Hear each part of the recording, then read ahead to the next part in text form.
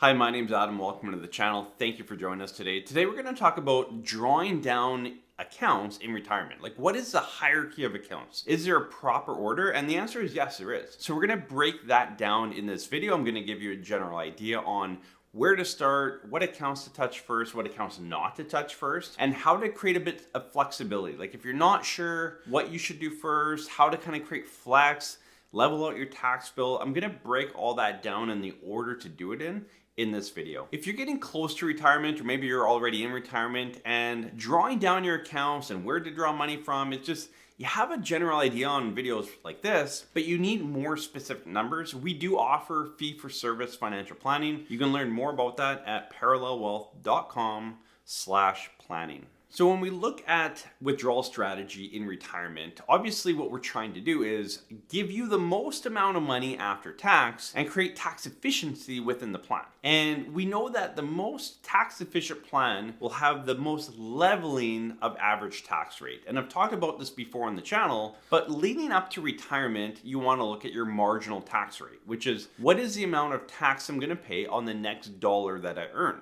On the flip side, when you hit retirement, yes, marginal tax rate matters, but what matters more is your average tax rate. So what we want to look at when we build a financial plan and when we look at kind of hierarchy of drawing accounts out is your average tax rate or your effective tax rate. And we want to keep that as level as possible. What you do not want in retirement is a year of zero income or zero taxable income, and then a year of higher income. So 0% tax and 30%, then 12, and then 18, then 1, then 5, then bouncing all over. You don't want that. You want it as level as possible. And ideally, you want to keep that average tax rate until life expectancy. So from retirement date to life expectancy, kind of mid to late 80s, you want to keep that tax rate within 2 or 3%. If you can keep it even tighter than that, even better. But typically 2 to 3%. If you're a bit of a higher tax bracket, it might be 4%. But if you can keep it in that range right through all those years, you're gonna pay the least amount of tax, you're gonna put the most amount of after-tax money in your pocket, and leave the biggest estate possible for whoever you want to leave it to. So that is the best tax plan. So where do you start? What account you draw from first? The first place you want to look at is your RRSP. So converting that to a RRIF account in retirement, again, you can do that at any age, but when you hit retirement and start drawing money out, you want to look at your RRIF account. And this ties into what we talk about in the RRSP meltdown. And the whole concept of that is draw down your RRIF more aggressively. And I talked to someone on the phone today and he said, Adam, I'm turning 71. I just came across your channel and I realized I probably missed the boat in that I have to convert to a RRIF now. I'm looking to pull out the minimum, but I probably should have been pulling out for years. I've been in retirement for a while. I've missed that and I should be pulling out more. And the answer was yes, you missed out, but definitely convert and start pulling out more and let's look to level out that tax. So we're gonna put a plan together for him. But the first place you wanna start in the hierarchy is your RRSP or your RRIF account and start drawing that down. Now, again, a lot of people say, well, I'm just pulling the minimum amount out.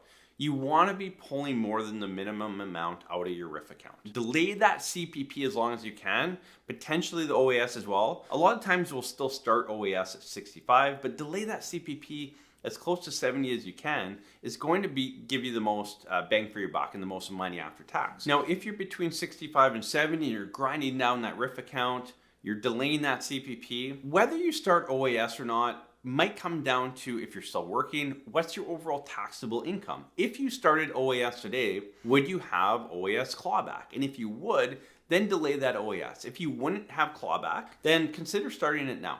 Again, there's a bigger benefit to delay CPP than OAS. One of the big factors on if we recommend starting OAS or not for our clients is it going to create clawback? If it's not, then go ahead and start it. If it's going to create a clawback, then delay that OAS a little bit longer as well to allow you to more aggressively draw down on your RRIF account. When I talk about a RRIF drawdown, I'm also including your LIF. So if you have a LIRA, locked in registered account, you have to convert that to a LIF, a life income fund, when you hit retirement. You want to be taking the maximum out of that LIF every single year. So the difference between a RRIF and a LIF, they both have the same minimum amount that you have to take out every year. The RRIF has no maximum. You could take out the whole thing in 1 year, that's fine.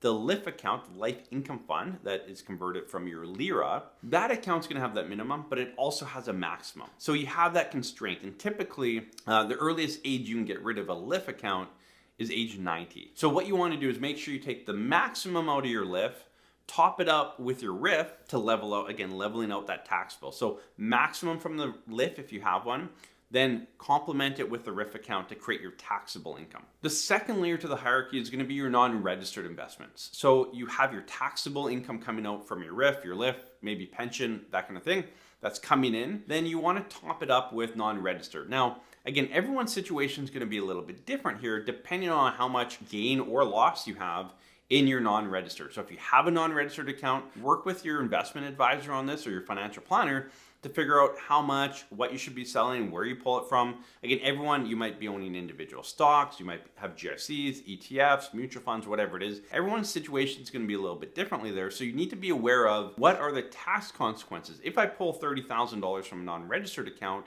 is it just my money coming back to me? Is it 50% gain on there? So it's going to create more of a tax bill. A lot of you watching this video that have a non-registered account, you might have big gains. I know this year's probably scaled back some of those gains, but in general, you might have a lot of gains. So be aware that if you sell, it might trigger a capital gain, create some tax bill for you. Just understand how that process works, because the top layer of the pyramid is where a lot of your tax bill is going to come from. If that second layer is also creating a lot of tax bill, it might drive your taxable income too high. And that's why there's a lot of tax planning that needs to happen within the planning software that when we build out a financial plan. And the third layer to the hierarchy is going to be your TFSA account. And this is really what I call a lever account. So when you hit retirement and you're taking different income sources, the TFSA is going to allow you to pull a bit more money or leave a bit more money in depending on how much you need. So if we build a financial plan for a client and we say, look, the client needs $5,000 a month, so $6,000 net after tax a year. And the plan says you can spend $70,000. Well, there might be a year where they want to do a $20,000 trip, meaning that 1 year, they're going to leave that extra $10,000 within the plan. The following year, they're going to pull out 20 extra thousand versus a 10. And that's for that lever account. That first year, they leave that extra $10,000 in their TFSA. The following year, they're going to pull 20,000 out. So if you need a little bit more, the TFSA is usually that place where you pull it from, or if you don't need it all, that's where you leave it into. Again, the non-reg is going to work a bit that way as well.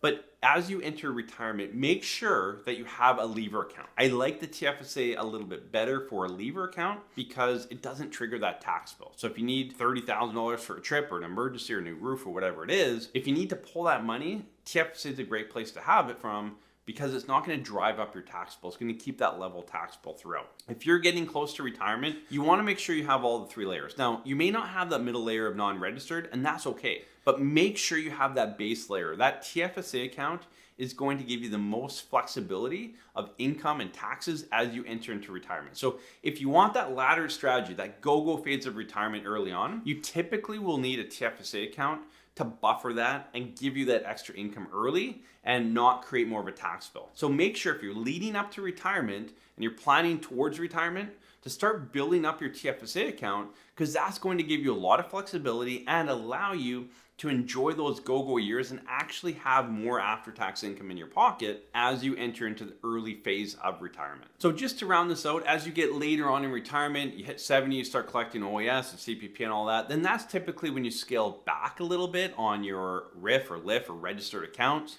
complement it with TFSA income, and again, leveling out that tax bill. And so if you're good with Excel, maybe you can work through a rough plan on an Excel sheet. Talk to your financial advisor. Again, if you need help with this, if you're kind of lost, which a lot of you are, I know that, you're missing out on a lot of tax benefit. You're giving CRA way more money than they need to take, and you're avoiding getting a plan done. If that's you, you may want to take action. Again, parallelwealth.com/planning talks a bit more about what we do, the services that we offer, or talk to your financial advisor, get a plan up to date, and have them implement a lot of what we talk about, which is delaying that CPP, melting down the RRSP or the RRIF account. These things help.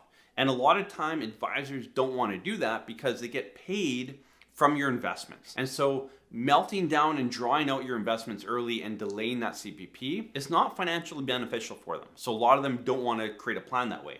But make sure you ask them, you're showing me taking my CPP early, show it delaying it. And if they say, no, that doesn't make sense, have them show it to you, because I guarantee you, like 99% of the time, it makes sense. So make sure that you have them show you that as an option. Thank you for joining us in this video. Make sure you follow that hierarchy of drawdown. It's going to create the most tax strategy and give CRA the least amount of money and put more money back in your pocket. You've worked hard, you've saved hard.